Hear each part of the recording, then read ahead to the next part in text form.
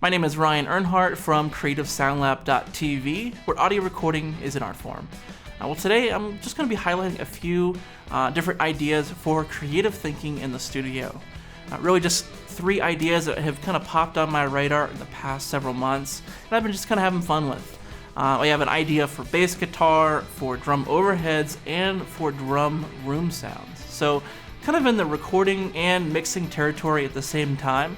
But I'm also going to be giving you a PDF today. If you'd like to sign up for my email list, you can download immediately, within seconds, the PDF that I have for you. It'll be expanding these 3 ideas in detail. So let's get started. So this first trick is really something that it hasn't been on my radar for very long. And it's just an idea that I've always known about, but it didn't quite make it into this room, into the control room. It's the idea of just overdriving the input of an outboard, compressor or EQ is really where it's at. So I've always known about, ramming up the input for an 1176 style compressor, and I've done that before, but I've never really thought about, well, the EQ PWA is a tube EQ, and it might actually be really cool to drive a lot of gain going into that. The only problem is making sure that you don't clip your converters, so all I had to do was just run it through the line level of maybe a preamp, line input level of the preamp, use the pad, and I had plenty of room to push without actually clipping the converters. So Zenpro Audio, this is how I found out about it. Zenpro Audio was talking about their modification that they do. They just add like a trim pot to the back, and I thought, man, that's a really cool idea. So the first thing I tried is kick. The next thing I tried is bass. And today I have a bass guitar. The first will be kind of like a controlled. So it'll be a control, no EQ PWA. And the second one will be with the EQ PWA. And it is in bypass. So there's no EQ being applied. It's just in bypass. But the way that Warm Audio designs the unit, it's designed to still have lots of color and coloration even when the unit is in bypass. So let's check it out.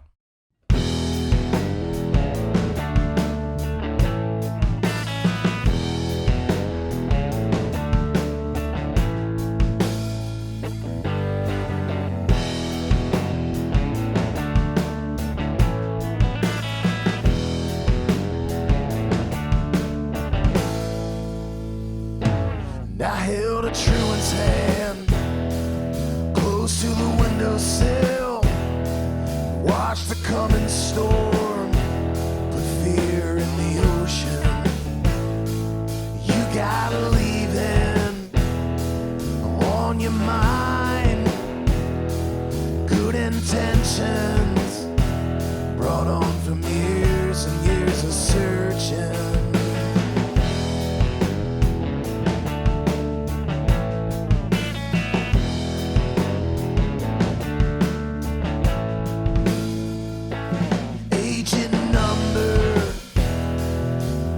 Blood and size.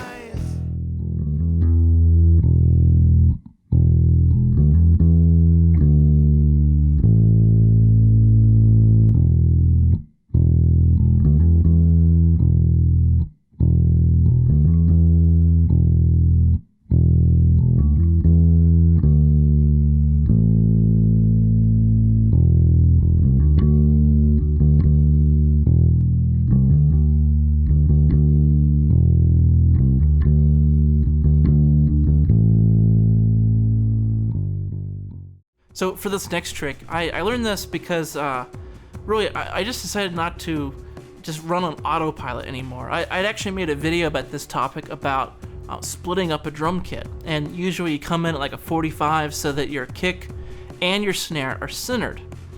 And I had a video, it's one of my more popular videos.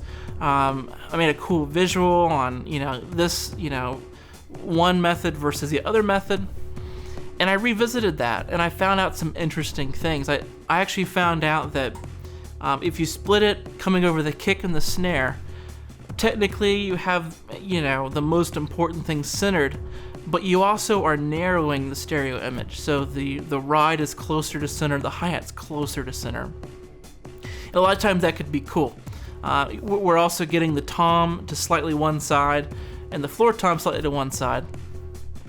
But on the other method, you can actually increase the stereo wideness or the perception of the stereo wideness, because now the hi-hat is very noticeably off to the right. The ride cymbal is very noticeably off to the left. So we can actually dial in the stereo wideness of the kit just by going from the 45 coming over the kick to the right down the middle coming out from the front. So check out these examples. I think they're really, really interesting.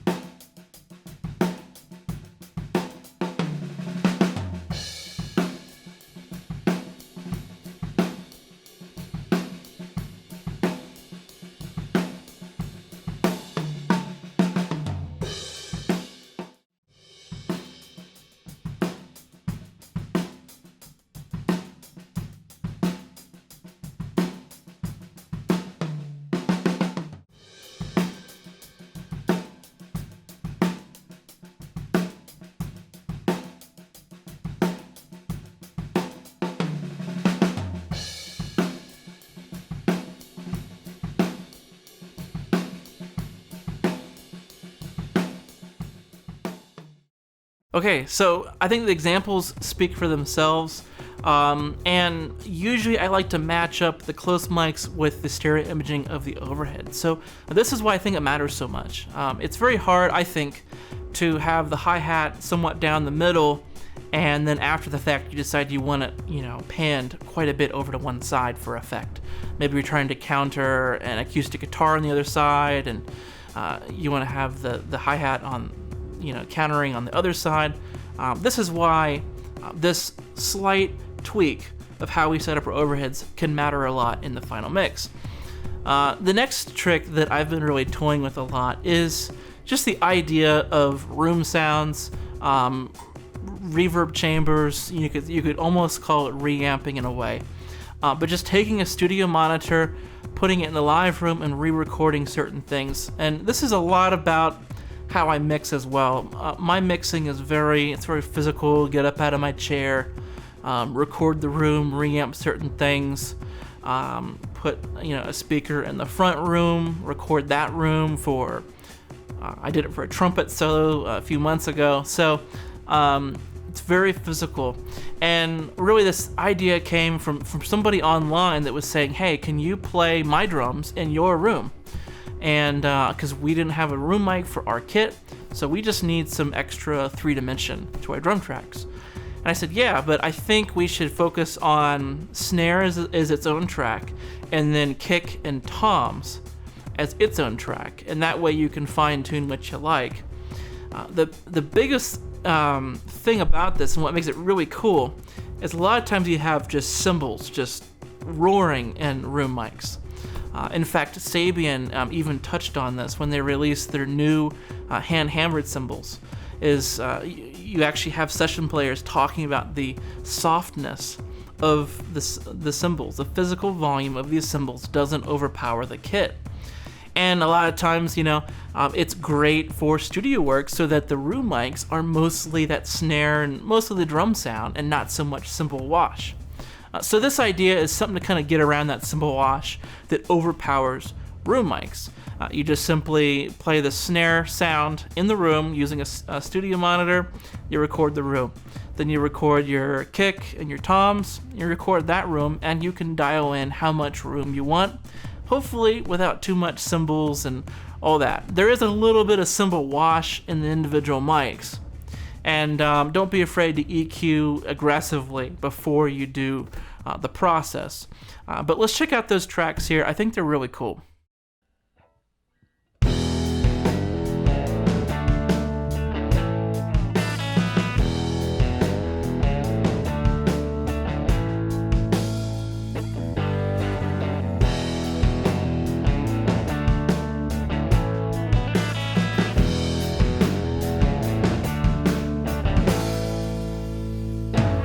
I held a truant's hand close to the windowsill, watched the coming storm, put fear in the ocean.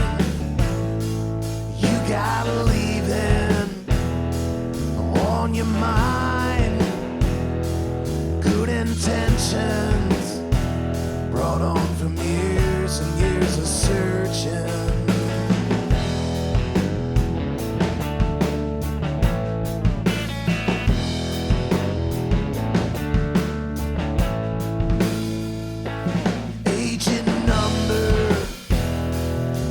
In blood and size, took a picture, held it up for a memory.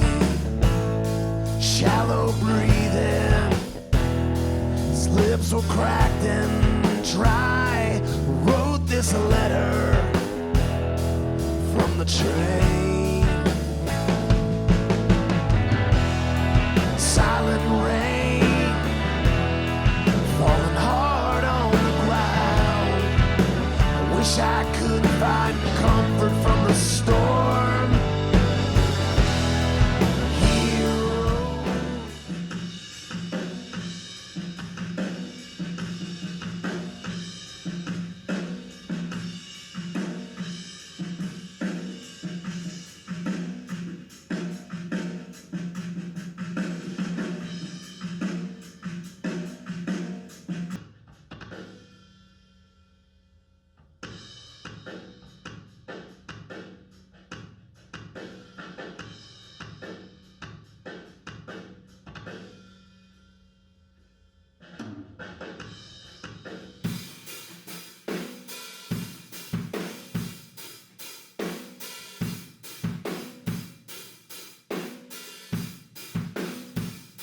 You gotta leave him on your mind, and all those good intentions brought on from years and years of searching. Silent rain falling hard on the ground. I wish I could find shelter from the storm. So those were just my 3 ideas that I've been playing around with, having fun with. I'd love to hear how they work out for you. And also, if you'd like the PDF for this episode, you can get that by signing up for my email list. and within seconds of clicking, you can download that PDF for you as a quick reference when you try this stuff out. So, I'll see you next week.